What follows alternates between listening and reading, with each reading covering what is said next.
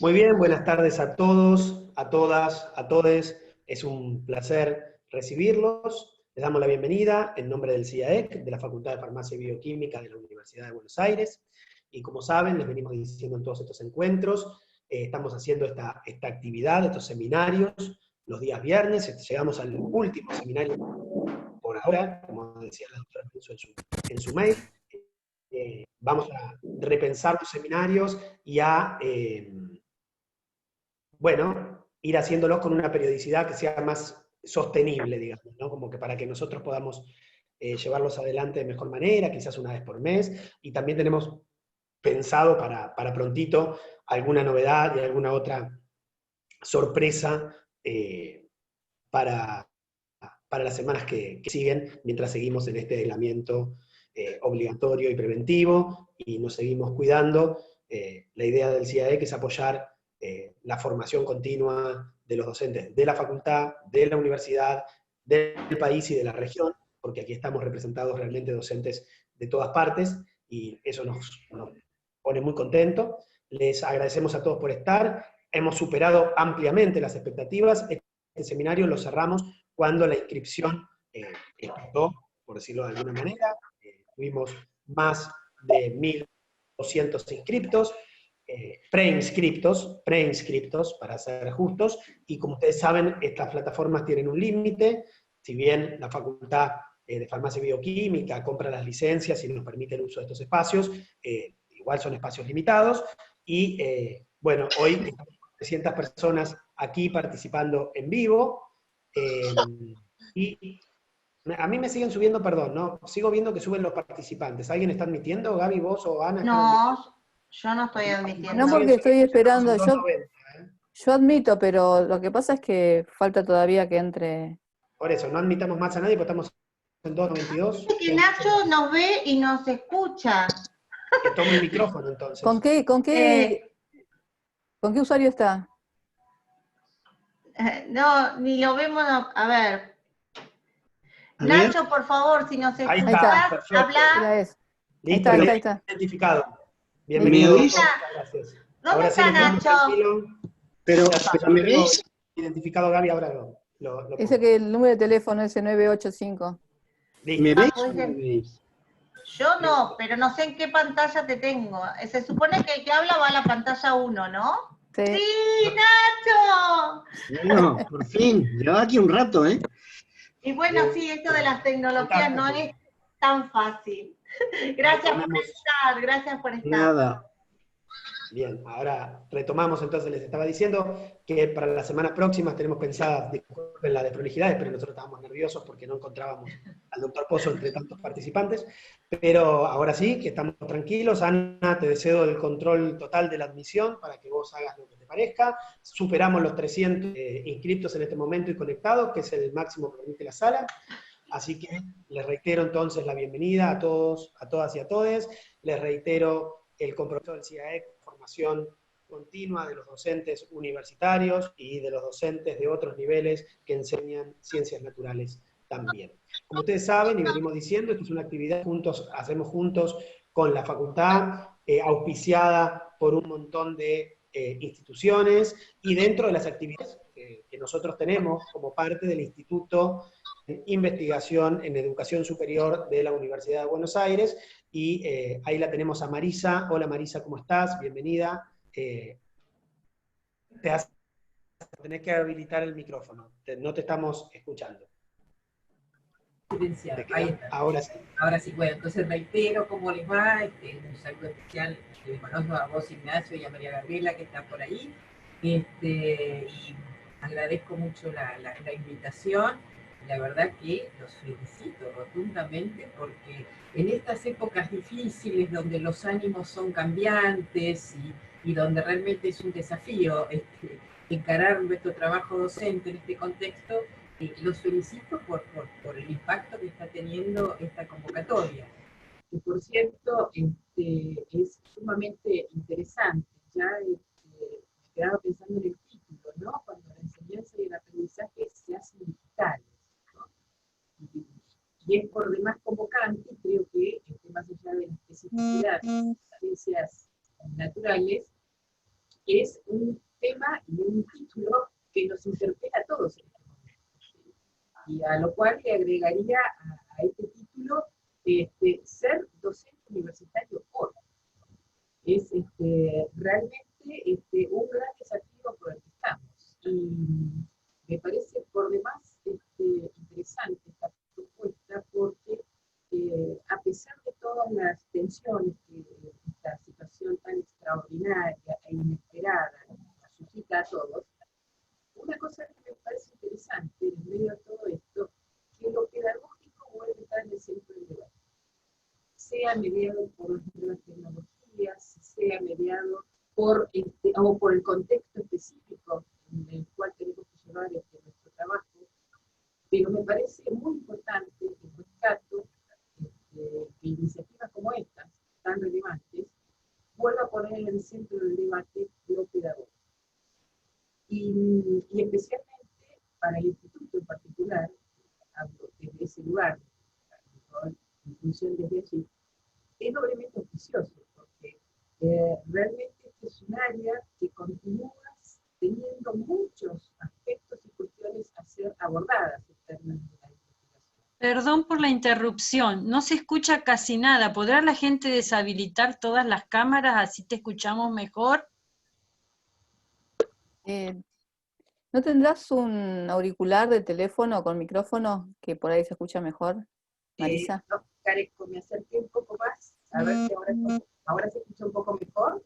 Sí, más o menos logramos seguirte, Marisa, lo que venías diciendo. Ya dicho al principio, disculpen, no sabía que estaba, en general, no sé si habrá algún otro inconveniente. Perdón, pero las cámaras nuestras no son necesarias, así que se puede ahorrar mucha señal deshabilitando nuestras cámaras.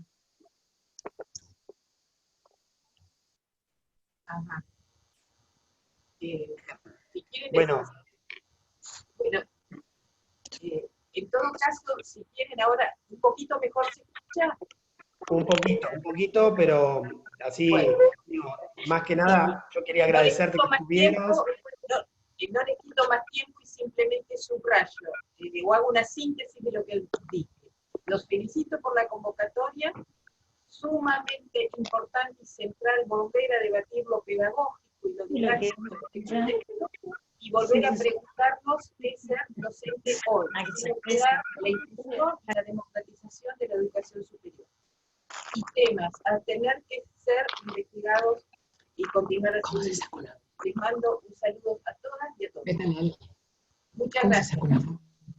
Gracias a vos, Marisa, por estar. Marisa. Gracias a todos. Les pedimos por favor que apaguen los micrófonos, los que no están, o sea, que participen, pero sin los micrófonos, porque si no se escucha un murmullo de base. Gracias. Micrófonos y cámaras podrían permanecer apagados. Te doy la palabra a vos, Gaby, para que lo presentes al doctor Pozo, y después continuaré. Nacho, ahí está, menos mal que encendió de nuevo la cámara, si no, no lo veíamos. Bueno, agradecerle especialmente a Nacho Pozo por su grandeza y la sencillez de siempre de aceptar esta invitación a participar en esta actividad. Ignacio Pozo es un amigo de la Casa de Farmacia y Bioquímica, y yo guardo por él un gran cariño, un gran respeto, porque fue mi director de tesis de doctorado, con lo cual para mí es algo que me enorgullece y me alegra muchísimo, y sigue siendo mi maestro, ¿no? Es alguien a quien yo siempre puedo consultar, y cuando vuelvo a releer sus textos, siempre me dice cosas nuevas, aunque los textos sean viejos, ¿no? Esto habla de la importancia de volver a leer, pero también de toda esa información que encierra el que sabe escribir. Para presentarlo más formalmente, Juan Ignacio Pozo es profesor de la Facultad de Psicología de la Universidad Autónoma de Madrid. Ha investigado diferentes aspectos del aprendizaje, empezando con el pensamiento causal y las representaciones externas y los sistemas externos de representación. Contenidos que son especialmente importantes para todo lo que nos interesa a nosotros, que es el aprendizaje de las ciencias experimentales y de la salud. Si ustedes lo googlean a Ignacio Pozo van a encontrar que ha escrito infinidad de artículos, de libros, y además actualmente ya lo podemos encontrar también en YouTube y en un montón de conferencias que uno puede consultar en internet. Y esperamos que esta charla, luego de editarla, ¿no?, también va a aparecer en nuestro canal de YouTube. La semana que viene seguramente ya la estaremos subiendo, con lo cual también todos aquellos que no pudieron participar en vivo de esta charla, bueno, van a poder acceder. Te cuento, Nacho, que fue furor la organización de este seminario, realmente la gente estaba como desesperada, 1.200 inscritos, todo el mundo sigue mandando mensajes, entendemos el interés, porque realmente lo compartimos con todos los que quisieron participar, lamentamos que los que no han podido ingresar a la sala, pero bueno, esperamos que podamos seguir trabajando juntos. Bueno, y ahora sin demorarme más, darte las gracias y bueno, cederte la palabra para escucharte. Muy bien, pues muchas gracias. Buenas tardes desde Madrid. Espero que se me escuche bien. ¿Se escucha bien? Perfecto. Muy bien, pues muchas gracias a Gaby y a todo el equipo de la Facultad de Farmacia por invitarme a compartir unas reflexiones sobre lo que estamos viviendo en estos tiempos tan convulsos para todos, pero también para la educación, ¿no? Y muchas gracias a la gente por su interés, que refleja, pues eso, la preocupación, yo creo que todos tenemos, porque en estos tiempos, insisto, tan complicados, voy a compartir las transparencias, espero que se vean también bien. ¿Se ven? ¿Se ven correctamente? No, todavía. No, espera, No, entonces, todavía. a ver cómo las comparto, porque eso es importante. Sí. ¿Cómo hago para No sé si ya te puso Ana como hospedador. Ana, te pido que lo pongas a... Sí, ya está. Ah, fíjate abajo un botón verde, lo veo yo, compartir pantalla, sí, dice. Ahí está entonces, vale. Pues entonces ya abro a ver si ahora se ve, me vais a dejar de ver a mí, y eso que salís ganando, ¿se ve ahora? No. No todavía.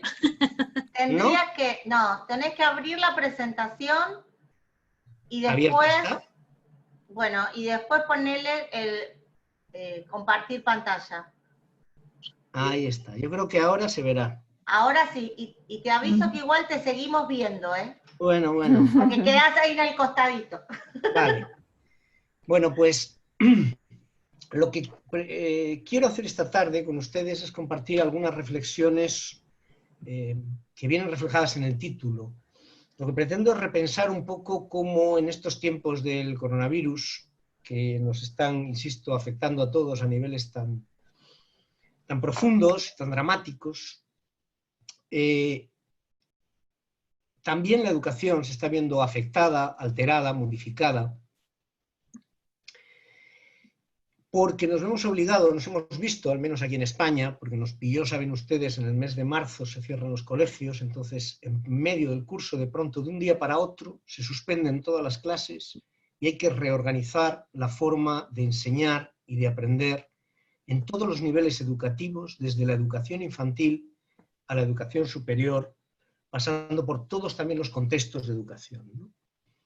Esto ha supuesto un desafío enorme, que yo voy a resumir algunas de las impresiones que yo he extraído de este desafío, y a continuación me voy a referir a lo que creo que es más profundo y más problemático, que son los cambios que deben tener lugar en nuestra forma de enseñar y de aprender cuando pasamos de estos espacios, digamos, analógicos, tridimensionales, presenciales en los que estamos habituados a trabajar, a espacios parcial o como ahora totalmente digitales, ¿no?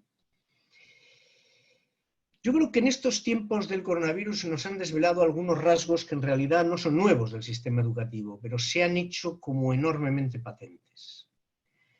Digamos que las costuras del sistema educativo se han abierto y por ahí han salido algunas de las debilidades de nuestros sistemas educativos que se hacen de pronto muy manifiestas. Por ejemplo, las desigualdades educativas. Desde el primer momento, uno de los problemas ha sido que muchos estudiantes, muchas alumnas y muchos alumnos no han podido acceder a los espacios de educación virtual que se han creado porque simplemente no disponen de recursos tecnológicos en sus casas, en sus familias, para acceder y usar esos dispositivos, esos sistemas. Obviamente la desigualdad educativa no es algo nuevo, todos conocemos que existe en la educación, pero quizá esta situación nos ha puesto como nunca, al igual que con el tema de la salud, de manifiesto que no existe la salud privada, solo hay salud pública. O todos tenemos acceso a la salud o nadie tiene acceso a la salud. Y en la educación nos sucede lo mismo. Tenemos que pensar claramente en una educación para todos, en una educación pública, que no acaba además en las escuelas, sino que tiene que alcanzar también a los contextos y a los entornos donde están los alumnos y alumnas. Un segundo aspecto que nos ha desvelado de manera muy clara esta situación es la brecha enorme que existe entre la cultura escolar, entre las formas de aprender y enseñar en la escuela. Insisto, entendiéndolas de una manera muy amplia, desde la educación infantil a la educación superior, y lo que son los contextos de la vida, los contextos ajenos, pues, externos a esos espacios. De pronto, los alumnos y las alumnas han tenido que organizar sus aprendizajes y los profesores y las profesoras han tenido que organizar sus enseñanzas desde esos otros contextos de la vida. De pronto han aparecido los problemas de conciliación, de teletrabajo, de organización, de cómo la familia tiene o puede apoyar las enseñanzas o los aprendizajes de los alumnos. Ha aparecido cómo organizar esos aprendizajes y esas enseñanzas desde otros entornos. ¿Qué sentido tienen muchas de las actividades y de los contenidos que estamos trabajando en el currículum cuando de pronto los alumnos y alumnas se encuentran viviendo en otro contexto con tan fuerte carga emocional como el que estamos viviendo ahora? Y nos apunta claramente al problema de cómo muchos de nuestros currículos, o en gran medida nuestros currículos y nuestras formas de organización escolar, son muy ajenas a los espacios sociales en los que en realidad viven nuestros alumnos y alumnas el resto del tiempo. Cuando nosotros les vemos como docentes, están en el aula, pero la inmensa mayoría del tiempo están en esos otros espacios, atravesados por otras lógicas. Una tercera reflexión, creo que muy evidente, al menos hecho muy evidente aquí, supongo que allí también, en cada uno de sus países me refiero, es que la escuela sigue siendo una escuela analógica en una sociedad digital o digitalizada. En una sociedad en la que de pronto tenemos que pensar en cómo organizar la teleenseñanza y el teletrabajo. Sin embargo, los espacios escolares siguen aún hoy en día organizados, pensados para un aprendizaje, insisto, desde la cultura analógica. Ya no es un problema de que ese aprendizaje se produzca de manera presencial o no, sino que se produce desde una cultura, digamos, previa a estos contextos de la enseñanza y el aprendizaje digital. Y una cuarta observación es que nos ha hecho muy patentes que los docentes no estamos preparados para afrontar los desafíos de una educación que sea, no ya como ahora totalmente, sino al menos en parte digital. En estos 2 meses y medio que llevamos ya de confinamiento, de encierro, de educación virtual, es interesante analizar, revisar, yo lo he hecho en estos días, un poco para preparar esta conferencia, alguna otra actividad que tengo que realizar estos días, revisar cómo han evolucionado, digamos, las demandas y las ofertas y las digamos, urgencias de los docentes en relación con estos nuevos espacios educativos. Durante el primer mes, las primeras 3, 4, 5 semanas, todo el problema era con qué plataforma trabajo, cómo me conecto con mis alumnos, cómo consigo hacerlo. Había todo un problema de alfabetización estrictamente en las plataformas, en las tecnologías que eran necesarias usar, simplemente en los soportes. En estas últimas semanas, lo que está empezando a ser ya problemático es qué hacemos con esas tecnologías. ¿Están aprendiendo realmente nuestros alumnos? ¿Cómo los podemos evaluar? ¿Qué podemos hacer con ellas? Y digamos que pasamos a un segundo plano, que es el plano de en qué medida en los espacios digitales muchos de los recursos didácticos, las formas de enseñar y aprender, y muchas de las formas de evaluar con las que habitualmente trabajamos tienen sentido. Todas estas reflexiones conducen a o me permiten recuperar una frase que hace ya años y que muchos de ustedes quizá conozcan. Escribimos mi compañero Carles Monereo y yo, que decía que la escuela enseña contenidos del siglo XIX con profesores del siglo XX, alumnos del siglo XXI. Bueno, dejando de lado el tema de los contenidos, es muy evidente que esto de lo que yo he hablado hace un momento, estos elementos un poco de perplejidad que nos ha generado esta situación, haciéndonos ver, desnudando algunas de las deficiencias del sistema educativo que tenemos, nos muestran claramente que tenemos una escuela, digamos, en el mejor de los casos del siglo XX, desde luego, no preparada para afrontar los desafíos y las necesidades de estos entornos en los que ahora todos inevitablemente tenemos que vivir y que trabajar, ¿no? Así que es muy importante plantearse qué supone el paso de una educación, digamos, en el formato que podemos entender tradicional, en el formato en el que todos hemos sido probablemente enseñados y en el que durante mucho tiempo hemos venido enseñando, a estos nuevos espacios digitales que nos dicen han venido para quedarse por lo menos hasta que se descubra una vacuna, que parece que el tema va a llevar más tiempo del que se esperaba, ¿no? Así que es muy sensato, muy necesario preguntarnos qué cambia o qué cambios hay que hacer para abordar esta enseñanza digital, esta enseñanza virtual, qué beneficios o qué ventajas tendría y qué problemas plantea, y finalmente cómo poder avanzar hacia ella, ¿no? Yo voy a organizar mi presentación en torno a 3 grandes núcleos.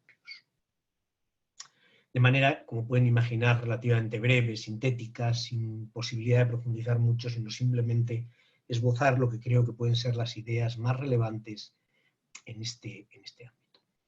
El primero es plantearnos el problema de el paso de una mente letrada a una mente virtual. Es decir, cuáles son las formas de pensar, las formas de conocer propias de cada cultura de aprendizaje. Para usar estas tecnologías no es simplemente utilizar un soporte, que es un poco lo que yo les he planteado antes, el primer paso de los docentes pasando a utilizar un nuevo soporte y en segundo lugar planteándose, bueno, ¿y qué hacemos en este nuevo soporte? Dado que muchas de las cosas que hacíamos habitualmente en el aula ahora ya no tienen sentido. Vamos a pensarlo aquí desde el punto de vista del aprendizaje, de la enseñanza y no desde otras muchas dimensiones que se podrían plantear. Esto lleva a un segundo punto, que es la necesidad de, si queremos una educación realmente para la sociedad de la información y el conocimiento gestionada por las tecnologías digitales, necesitamos repensar seriamente las metas de la educación, el para qué de la educación. Y finalmente, recorrer algunos de los, no datos, porque no me voy a detener en investigaciones, pero sí de lo que sabemos sobre cuál es el impacto que tienen estas tecnologías cuando se incluyen en los espacios educativos y en qué medida mejoran o no el aprendizaje y la enseñanza. Centrándonos en el primer aspecto, es evidente que nuestra escuela, nuestro sistema educativo, yo voy a hablar aquí sobre todo de la educación para todos, quizá lo debería haber vertido desde el principio, me preocupa sobre todo la educación para todos en este momento, sin menoscabar la importancia de otros espacios a los que también me referiré ocasionalmente, ¿no? Es evidente que el sistema educativo, la escuela que tenemos, es un producto de la cultura impresa, en el sentido de que es un producto de los sistemas de conocimiento transmitidos a través de esas, no solo tecnologías, sino de esas formas culturales. Y sin embargo, nosotros vivimos hoy en día en una sociedad atravesada fundamentalmente por las tecnologías de la información y el conocimiento. Miren ustedes, hay un elemento muy interesante, que es que cuando los psicólogos que nos dedicamos a estudiar el funcionamiento de la mente y el cambio mental, los procesos mediante los que las personas cambiamos y las formas que podemos influir, en las que podemos influir, en esos cambios, pues digo, los psicólogos, la psicología, sabemos que en cada sociedad la metáfora que ha dominado a lo largo de la historia sobre cómo funciona la mente ha sido la tecnología de la información y el conocimiento dominante en esa sociedad. La primera metáfora conocida históricamente sobre el funcionamiento de la mente es la célebre tabla rasa, de la que todavía oímos hablar. La tabla rasa eran las tablas de arcilla en las que se imprimían los primeros signos en aquellas culturas sumerias, etcétera, etcétera, las primeras culturas escritas que asumían que la mente era pues, como una tabula rasa, era como una tabla en la que se escribía la experiencia, etcétera, etcétera. Tomaban como metáfora del funcionamiento psicológico la tecnología de la información y el conocimiento que tenían disponible. Estas metáforas han ido cambiando a lo largo de la historia, la mente como una biblioteca, la mente como un... Y llegamos a la sociedad actual. Fíjense ustedes, ¿cuál es la metáfora dominante en la psicología, en la ciencia en general, sobre el funcionamiento de la mente humana? La idea es que la mente humana es un dispositivo constituido por redes neuronales. Curiosamente, o no tan curiosamente, significativamente, la tecnología que domina en nuestra sociedad es también la tecnología de las redes digitales. Es el soporte fundamental a través del cual se mantiene, se transmite, se genera la información y el conocimiento. Pues bien, en una sociedad en la que la tecnología dominante y la metáfora de la mente son las tecnologías digitales, tenemos todavía una escuela que funciona con la lógica previa a esos dispositivos culturales, a esas tecnologías. Y eso se manifiesta en cosas tan claras como que todavía hoy, nos guste o no, en buena parte de los espacios educativos sigue predominando una concepción epistemológica más objetivista que constructivista, más centrada en la transmisión del saber, más basada en un procesamiento, en una actividad mental o psicológica individual de los alumnos, logocéntrica, basada en la palabra, en el texto, en el verbo, en los lenguajes y los códigos simbólicos abstractos, frente a una sociedad en la que predomina, sin embargo, una visión mucho más relativista, excesivamente relativista, podríamos decir, en las que el conocimiento no pertenece a una persona, sino que está siempre distribuido o conectado entre personas, entre redes de personas, en la que hay una pluralidad de formatos y de lenguajes que es necesario procesar, dominar para acceder a la información y el conocimiento, y en definitiva, que se gestiona desde una mente virtual. Esto lleva a que en la sociedad en la que estamos, la función de la escuela ya no puede ser transmitir información del sistema educativo, sino que es sobre todo ayudar a los alumnos a convertir el flujo de información que se mueve en esos entornos digitales, en esos entornos sociales mediados por las tecnologías de la información y la comunicación, convertir, digo, esa información en verdadero conocimiento. Yo creo que esta distinción entre información y conocimiento es crucial para las reflexiones que voy a hacer y, en mi opinión, también para pensar en un proyecto educativo hoy en día, ¿no? Eso significa que debemos de movernos de esas epistemologías positivistas, pero también de ese relativismo que predomina mucho en los espacios de interacción digital, en las redes, en las que cada cual ve el mundo desde la red en la que está, desde el punto de vista en la que está, dialogando muy poco con otros puntos de vista, hacia una concepción del conocimiento más bien como una construcción basada en el diálogo entre diferentes puntos de vista o conocimientos.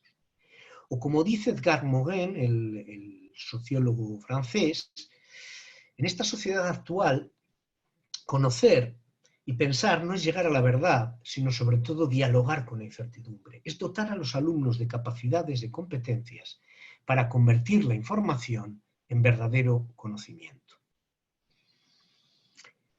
Y ello, además, en una sociedad en la que el aprendizaje no está, como aludía yo antes, no está cerrado solamente o centrado solamente en los espacios de educación formal. Los espacios de educación formal tienen una cultura educativa propia y, sin embargo, cada vez más el aprendizaje, y el aprendizaje más relevante para nosotros, fluye en otros espacios de aprendizaje informal o no formal, no solo la familia, sino otros muchos contextos, incluidos las redes sociales, donde aprendemos de formas diferentes a como lo hacemos en la escuela.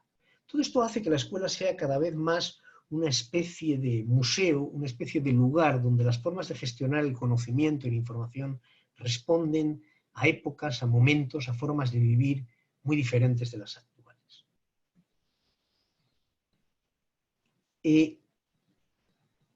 Quizá para cerrar esta parte, fíjense ustedes, una reflexión nada más. No sé en los países en los que ustedes viven o trabajan, En España, desde hace unos meses, dependiendo también de la comunidad autónoma, pero concretamente aquí en Madrid, se tomó una decisión, una norma, se aprobó una norma por la que los estudiantes de últimos cursos de primaria y sobre todo de secundaria tenían prohibido acceder a las aulas con su teléfono celular, con su teléfono móvil. Yo no voy a entrar ahora a discutir las ventajas y los inconvenientes de esto. Simplemente ustedes piénsenlo desde la lógica de los estudiantes. Para los estudiantes su teléfono móvil es parte de su mente. Es una parte de su mente extendida.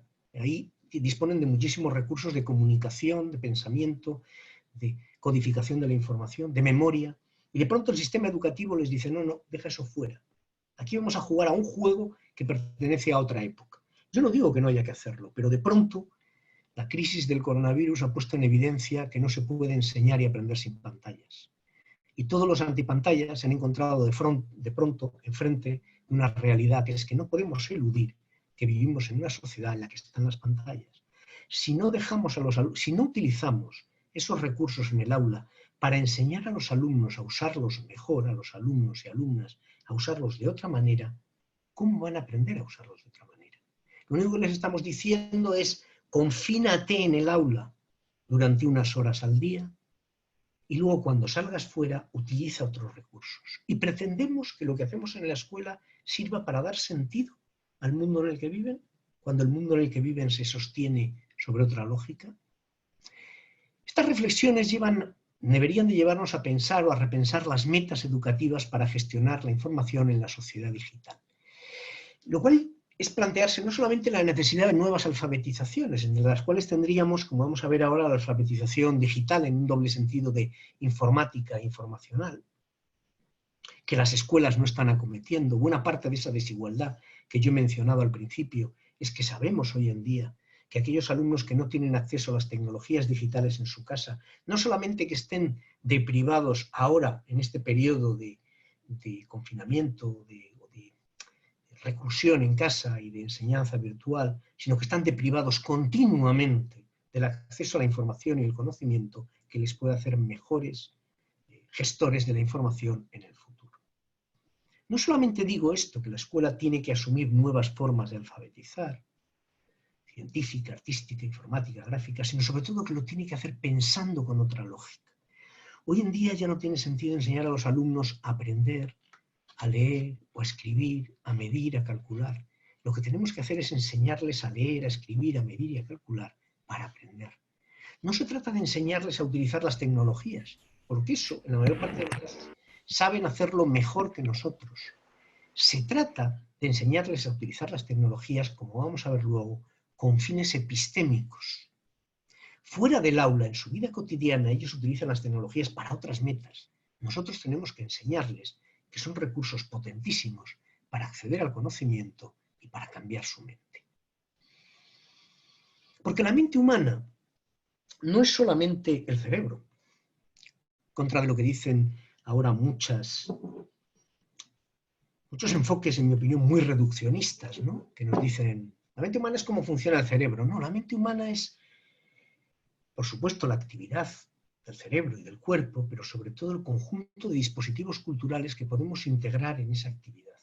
Y eso es a lo que llamamos alfabetización. Llamamos alfabetización a que las personas se apropien de dispositivos culturales que les permiten transformar sus formas de pensar, vivir, sentir, relacionarse con otros.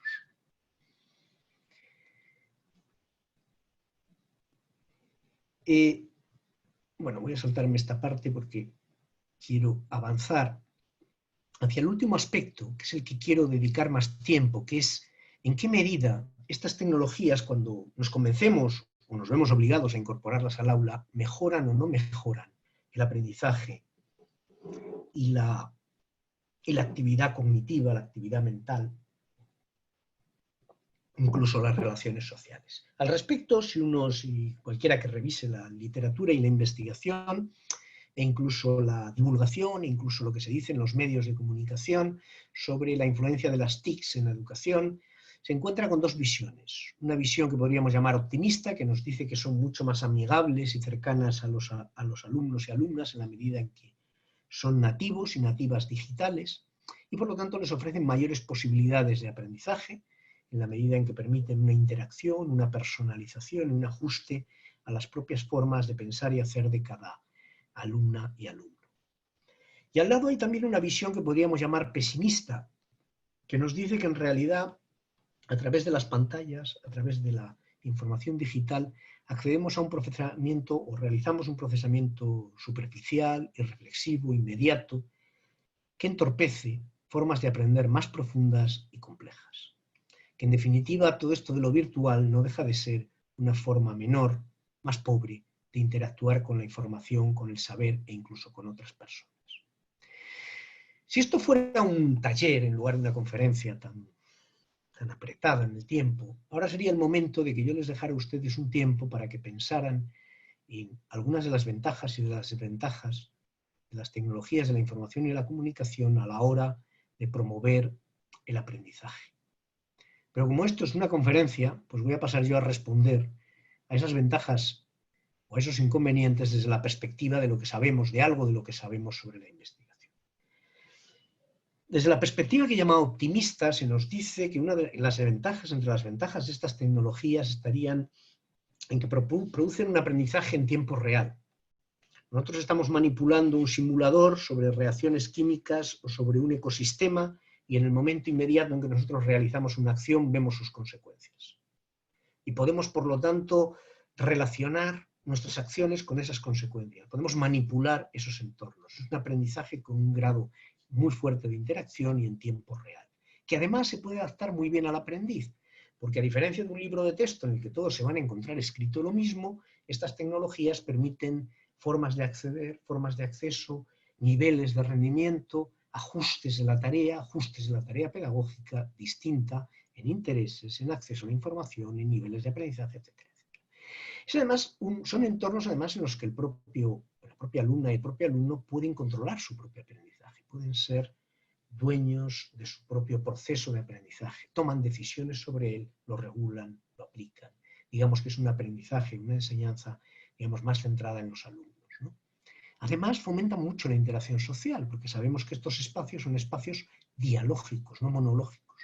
Nuestras aulas siguen siendo en mucha medida, depende del nivel, depende del contexto, pero en una medida importante siguen siendo espacios monológicos, donde la voz del docente se impone a la voz de los alumnos y donde los alumnos aprenden y son evaluados y evaluadas de forma mayormente individual.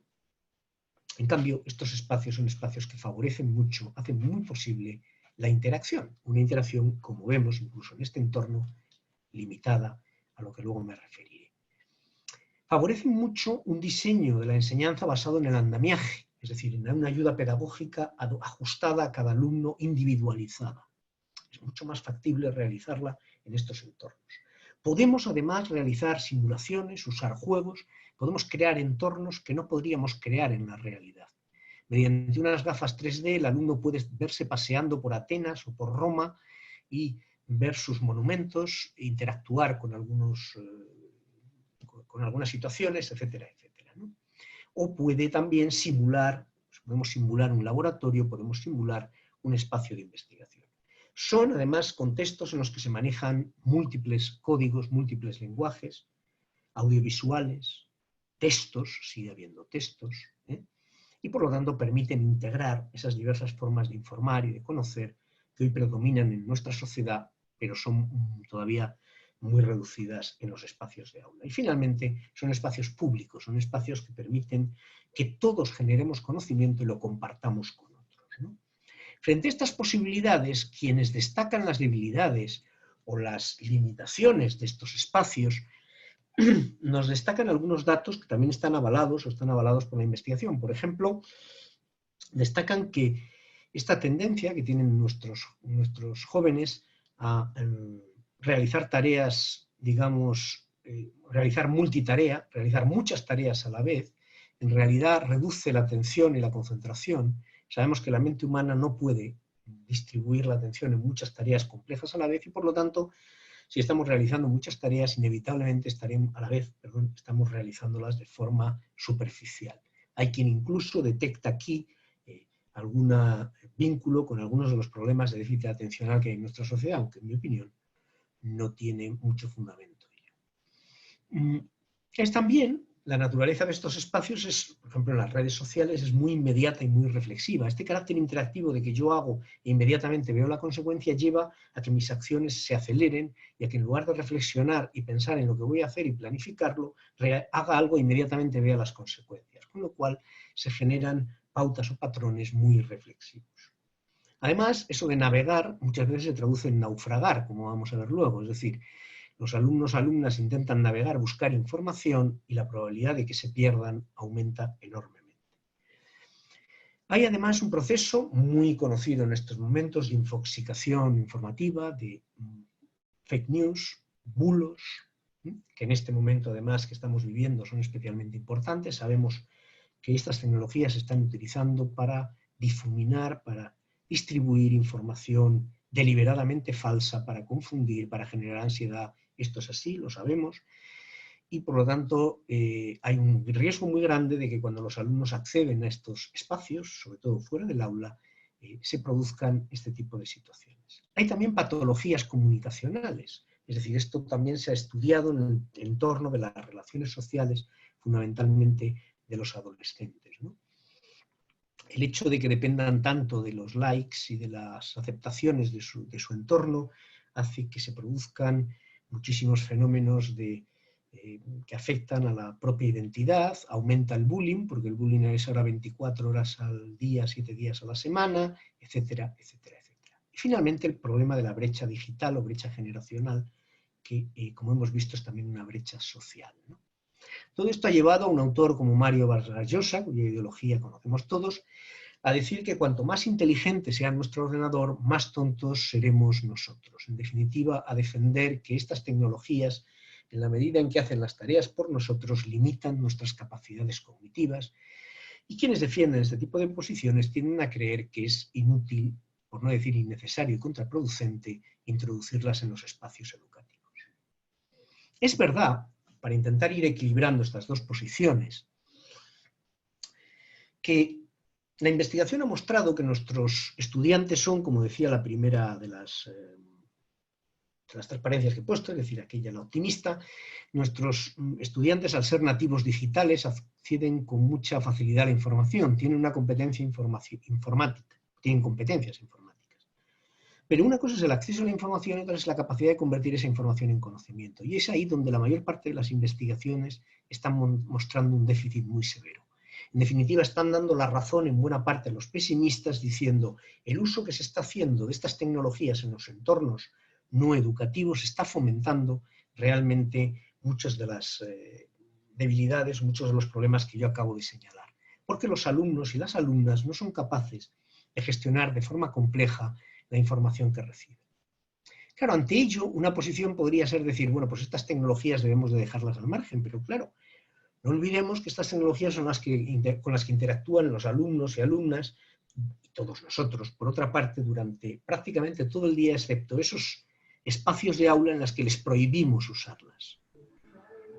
¿No debería ser la función de la educación formar a los ciudadanos y ciudadanas para participar en la vida social? Es decir, para hacer, por ejemplo, un mejor uso de esas tecnologías y no el que las propias empresas que utilizan esos recursos y que los distribuyen quieren que hagan? El verdadero problema es que una cultura del aprendizaje digital es más exigente desde el punto de vista cognitivo que una cultura del aprendizaje, digamos, más tradicional.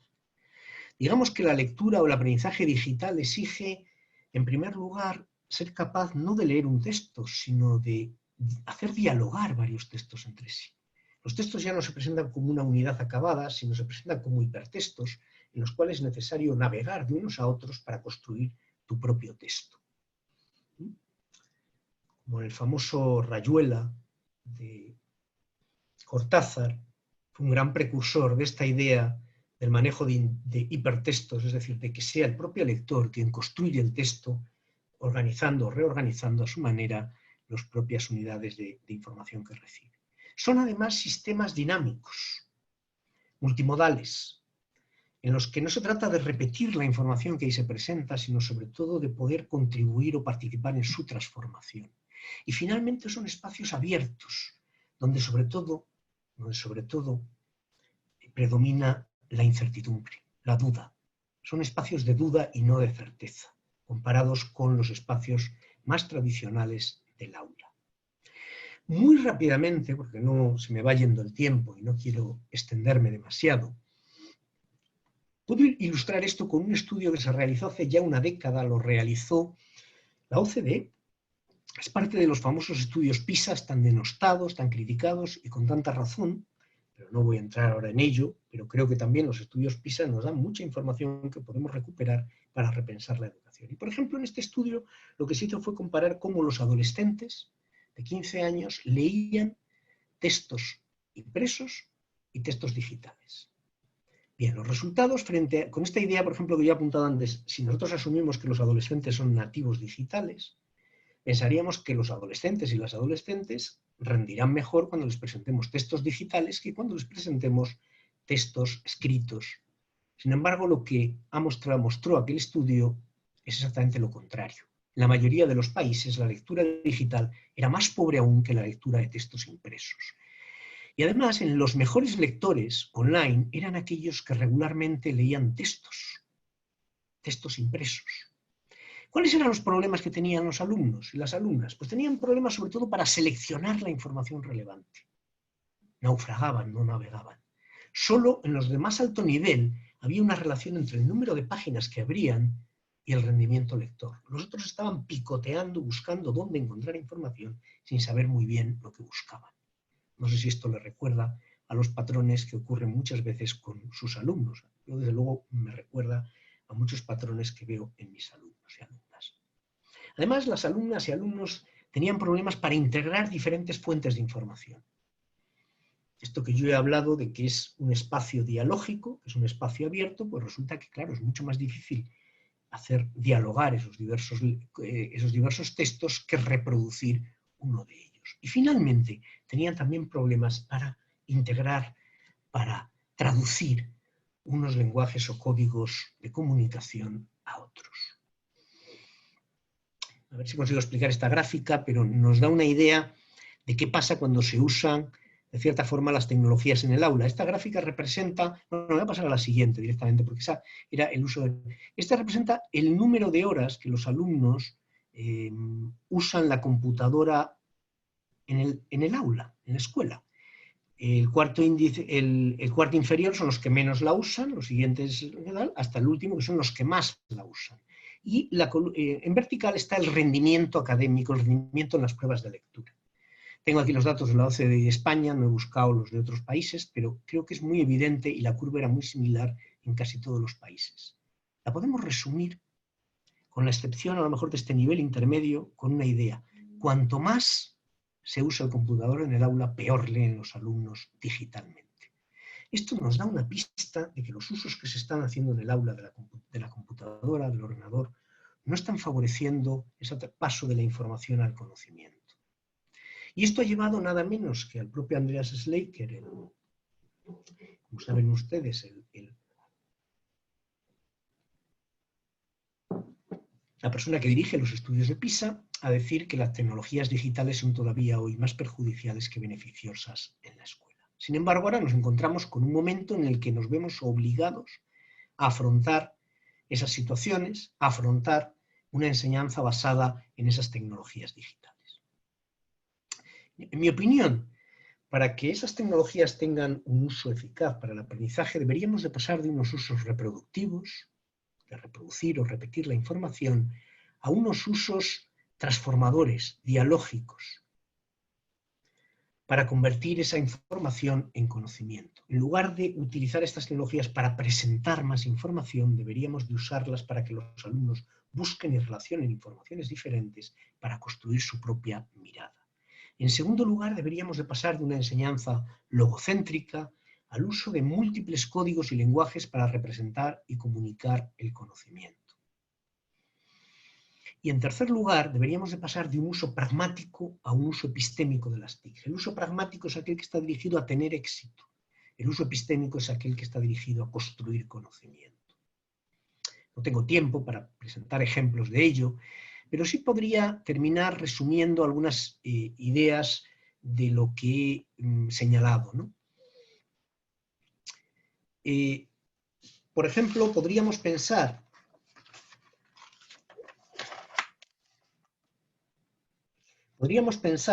que una de las necesidades que tenemos es, desde luego, construir espacios en los que las TIC sirvan, como he dicho, para transformar el conocimiento, para metas epistémicas y no simplemente para reproducirlo.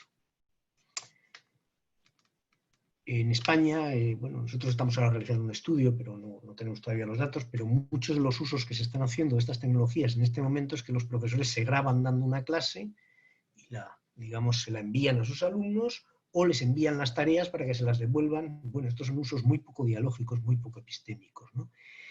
Para ello debemos de cambiar las mentalidades docentes, debemos de asumir que nuestra función ya no es proporcionar información a los alumnos, sino ayudarles a convivir con esa información digitalizada y transformarla en conocimiento. Debemos ayudar a los alumnos a gestionar con autonomía y responsabilidad la información digital, generando procesos de control metacognitivo. Otra de las situaciones que se está produciendo muy fuertemente en este momento es la angustia de muchos alumnos que se sienten abandonados, es decir, que no saben realmente, no tienen capacidad para gestionar con autonomía, lejos de sus docentes, las tareas escolares. Y finalmente debemos de convertir las TIC no solo en una prótesis para los alumnos, sino para los propios docentes, que en lugar de sustituirnos, nos hagan innecesarias aquellas tareas que son más fáciles de gestionar a través de las TIC y dejen para nosotros el espacio precisamente de gestionar el tráfico, del diálogo. Miren ustedes, hoy en día la Wikipedia sabe más que cualquiera de nosotros. Sabe más que cualquiera de nosotros. Por lo tanto, transmitir información es absolutamente inútil. Lo que hay que hacer es convertir el aula en un espacio para dialogar con esos otros espacios. Todo esto genera nuevas necesidades de formación docente. Primera es que, curiosamente, como he señalado al comienzo, durante este periodo se ha visto que muchos docentes lo que reclamaban era eso que yo he llamado antes la alfabetización informática. Cómo acceder a la información, cómo utilizar Teams, Google Classroom, Zoom, cuando en realidad el problema es cómo convertir eso en recursos didácticos, es decir, cómo ayudar a partir de eso a transformar nuestras aulas, ¿no? Ello debería de llevar a esta idea, a profundizar en esta nueva concepción del currículum en la función docente, que es nueva en la práctica, pero es muy vieja en la teoría, de transmitir conocimientos a formar en competencias, ¿no? Deberíamos de cambiar también nuestra concepción de la evaluación. Otro de los problemas que se está produciendo ahora, y este sobre todo a nivel universitario aquí, es el problema de cómo, mediante tecnologías digitales, podemos impedir que nuestros alumnos copien. Bien, es que realmente tiene sentido hacerles a los alumnos preguntas que pueden encontrar en cualquier lugar hoy en día. ¿Les está formando para la sociedad en la que están? Evaluémosles por su capacidad de generar proyectos, de responder a preguntas significativas, de dar sentido a las cosas. Debemos de transformar el aula de un espacio monológico a un espacio dialógico, cooperativo entre los alumnos y de diálogo entre diversas formas de pensar. Y finalmente, más allá de conocimientos disciplinares, debemos de pensar que la educación también debe de formar en valores, en emociones y en relaciones sociales. Y eso es especialmente necesario en un momento como este. Así que es inevitable que a partir de ahora, nos guste o no, tengamos que aprender a convivir, a hacer que la enseñanza analógica, la escuela analógica, conviva con la escuela digital. Hay un escritor español que ya hace muchos años señaló en un texto esta contradicción de vivir entre el mundo analógico y el digital. Dice él, bueno, lo pueden leer ustedes mismos ahí en ese texto, ¿no? Lo que nos dice es que básicamente hay personas que que hacen jornadas analógicas, dice, de 8 o 9 horas y luego se gastan todo lo que ganan en diversiones digitales. Quiere decirse que al volver del trabajo entran en Internet y se dejan la tarjeta de crédito en sexo o en medicina virtual. Por el contrario, hay gente que tiene su negocio en la red, pero que derrocha el dinero obtenido con bits en bares analógicos o en médicos reales, de los que te auscultan o toman la atención en directo. No sabemos quiénes son más felices, ni quiénes se ganan la vida ni si quienes se ganan la vida en átomos y se la gastan en bits, o quienes se ganan la vida en bits y se la gastan en átomos. Lo cierto es que hay un trasiego agotador entre una realidad y otra. Para ello, los entendidos afirman que las incursiones en la red se hacen todavía desde una mentalidad analógica, porque el hombre completamente digital aún no ha aparecido, aunque no se cansan de anunciar su advenimiento. Por fortuna no vamos a ir a una escuela exclusivamente digital, pero no podemos tener ya una escuela exclusivamente analógica. Muchas gracias por su atención.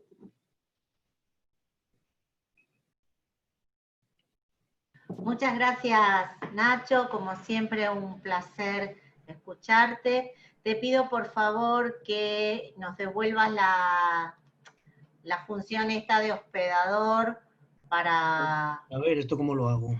No hace falta. Vuelvo ¿No hace falta? No hace falta, puede quedar. No hace falta. Tenemos nosotros... Sí que por ahí que deje de compartir la pantalla. Claro, lo que sí voy a quitar es lo de compartir pantalla, ¿no? Exacto. A ver cómo abro ahora esto, espera. Gaby, ¿te parece que iniciemos un espacio de preguntas?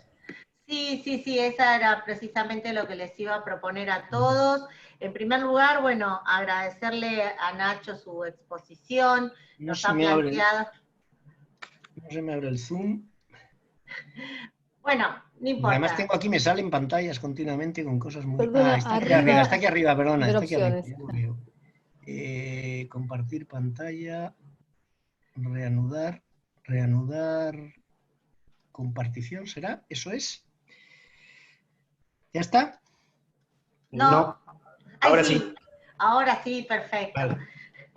Bueno, como decía...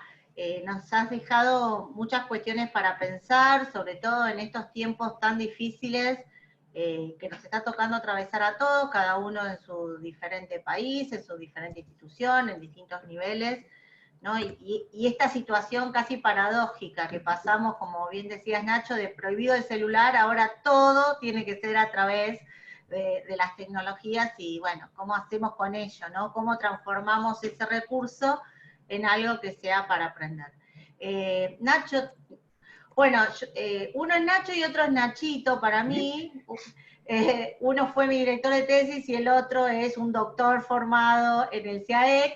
Entonces, Nachito, le voy a pedir que coordine las preguntas de todos ustedes para formularles a Nacho Pozo. Bien, bueno. Les estoy pidiendo que por favor dejen quienes quieran tomar la palabra para hacer alguna pregunta. Siempre preferimos que las preguntas sean orales, porque cuando las traducimos en el chat no logramos expresar exactamente lo que ustedes quieren hacer. Así que si me van pidiendo por favor solo la palabra, las vamos a hacer orales, es decir, toman el micrófono y las hacen. Yo les voy a dar dando la palabra, les pido a los que están mandándonos un montón de preguntas en el chat, vamos a priorizar las que hagan ustedes mismos en este momento. Sí, luego tendremos tiempo de leer el chat, pero las preguntas se las vamos a dejar que las formulen ustedes, que nos parece mejor que la traducción, nos ha funcionado mejor en otras oportunidades. Por eso sí, por favor, quienes quieran hablar, lo único que tienen que decir es pedir la palabra en el chat. ¿Sí? Unos segunditos que voy recopilando. Ana, vos también, si ves alguna que a mí se me escape. Carol Vega. Sí, señor, ¿me escuchan? Sí. Perfectamente, Carol, bienvenida. Inicialmente agradeciendo por este espacio, hablo desde Colombia, una egresada de la Universidad Distrital, y la pregunta realmente es que, bueno, el maestro nos deja bastantes reflexiones al respecto, pero una de ellas es justamente la brecha en la que nos encontramos respecto al acceso a la tecnología y demás. Y desde este campo, cómo nosotros, desde los mismos aspectos que estamos teniendo hoy en día, las dificultades y esta brecha tecnológica, cómo ayudar a la formación justamente en valores y cómo ayudar también desde la enseñanza de las ciencias a esa formación en valores desde una era netamente digital que estamos teniendo en esta adversidad. Muchísimas gracias, maestro Pozo. Muy bien, pues... A ver, la pregunta evidentemente podría dar lugar a otra conferencia, que no podría dar yo, con toda seguridad. pero creo que realmente, a ver, los docentes siempre educamos en valores. Esto deberíamos tenerlo muy claro. O sea, los valores forman parte de aquello que en la vieja pedagogía se definía como la pedagogía oculta. Son aquellas cosas, aquellas formas de comportarse o de enfrentarse a las situaciones que damos por asumidas. Entonces, sin queramos o no, estamos dándoles a los alumnos un currículum en actitudes y en valores. Lo que tenemos que hacer es ayudarles a reflexionar. Tenemos que tener claro qué valores queremos promover, en primer lugar. Es decir, cuáles son los valores ciudadanos, tanto valores en varios niveles, valores en relación con el conocimiento y el aprendizaje, con la socialización, con la vida en sociedad, que es parte de nuestra función escolar, y valores específicos relacionados con nuestra materia o disciplina. Por ejemplo, usted ha comentado las ciencias. Entonces tenemos que tener claro qué valores queremos lograr y tenemos que tener claro desde qué actitudes o valores o conductas parten nuestros alumnos para ayudarles a cambiar, a reflexionar sobre ellas para promover otros valores. Pongo solamente dos ejemplos porque no puedo extenderme mucho. Un ejemplo. Un valor que tenemos que promover en nuestra sociedad hoy en día es el valor de fomentar digamos, el aprendizaje cooperativo como un valor. Es decir, que valoren el colaborar con otros para acceder al conocimiento. No porque nosotros les obliguemos, sino porque asuman que colaborar con otros les va a ayudar a llegar a mejores niveles de conocimiento. Venimos todos de una cultura educativa basada en el taylorismo, en el trabajo individual, en el individuo, y de pronto incluso cuando les pedimos que colaboren, que trabajen en equipo, lo que hacen es repartirse el trabajo, hacer varios trabajos individuales y juntarlos, en lugar de cooperar. Cooperar es un valor. Cooperar es algo que grandes empresas tecnológicas hoy en día toman como una de las exigencias más grandes a la hora de seleccionar a su personal o que sean capaces de colaborar, de trabajar en grupo produciendo más juntos que por separado. Este sería un ejemplo. Les hacemos trabajar en valores para que cambien su perspectiva de lo que es relacionarse con otros. Otro ejemplo, ligado en este caso a la disciplina que usted pone, que es la ciencia, sería el valor que le dan al conocimiento. Es decir, frente a la idea de que el conocimiento es lo que nos da una autoridad, es decir, que la verdad, o sea, el conocimiento es verdadero porque nos lo da alguien que está autorizado, el conocimiento tiene que ser un conocimiento que nos dé sentido a las preguntas que tenemos. Y entonces valoramos aquel conocimiento, no que nos ayuda a dar sentido o a responder a las preguntas, no el que nos da una autoridad necesariamente. Esto es un cambio en la forma en que valoran el conocimiento y nos acerca a un cambio en las creencias epistemológicas de los alumnos. Así que la educación en valores no está alejada de la educación en las formas de aprender y enseñar en las aulas. Bien, bueno, muchas gracias, doctor Pozo. La siguiente persona que pidió la palabra es Nancy Fernández.